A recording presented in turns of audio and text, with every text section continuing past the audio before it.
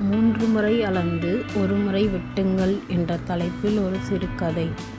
ஒரு காலத்தில் மலைகள் மற்றும் பசுமையான காடுகளுக்கு இடையில் அமைந்துள்ள ஒரு பரபரப்பான கிராமத்தில் சுரேஷ் என்ற இளம் தச்சன் வாழ்ந்து வந்தான்.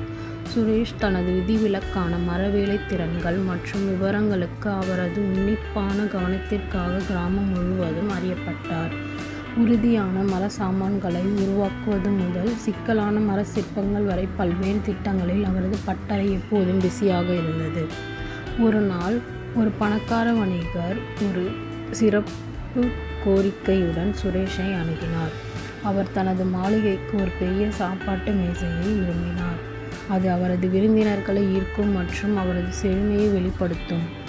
சுரேஷ் கமிஷனை மகிழ்ச்சியுடன் ஏற்றுக்கொண்டார். இது அவரது மிகவும் சவாலான திட்டமாக இருக்கும் என்பதை அறிந்தார். பணிக்கு விரைந்து செல்வதற்கு பதிலாக சுரேஷ் தனது தாத்தா கூறிய பழைய பழமொழியை நினைவு கூர்ந்தார்.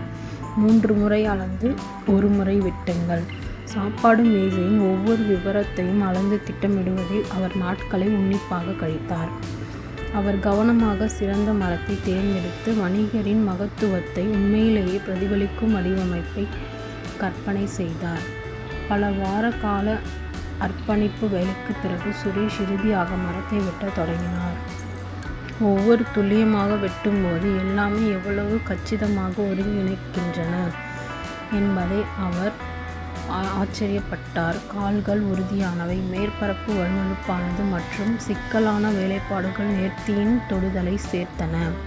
வியாபாரி முடிக்கப்பட்ட மேசையை ஆய்வு செய்ய வந்தபோது அதன் அழகையும் கைவினை திறனையும் கண்டு வியந்தார்.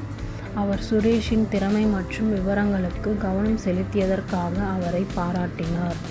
அவர் பார்த்தவற்றில் மிக சிறந்த தளபாடங்கள் என்று அறிவித்தார். வந்திருந்த அனைவராலும் ரசிக்கப்படும் வணிகரின் மாளிகையின் மைய பொருளாக சாப்பாட்டு மேசையானது. அன்று முதல் சுரேஷின் தலைசிறந்த கைவினைஞர் என்ற புகழ் எங்கும் பரவியது. சுரேஷ் மூலம் ஒவ்வொரு திட்டமும் உன்னிப்பாக திட்டமிடப்பட்டு முழுமையாக செயல்படுத்தப்படும் என்பதை அறிந்த பக்கத்து கிராமங்களை சேர்ந்த மக்கள் தங்கள் மரவேலை தேவைகளுக்காக அவரை தேடினர். சுரேஷ் தனது தாத்தாவின் ஞானத்தை எப்போதும் கவனத்தில் கொண்டு தொடர்ந்து 3 முறை அளந்து 1 முறை வெட்டி காலத்தின் சோதனையாக இருக்கும் அற்புதமான கலைப்படைப்புகளை உருவாக்கினார்.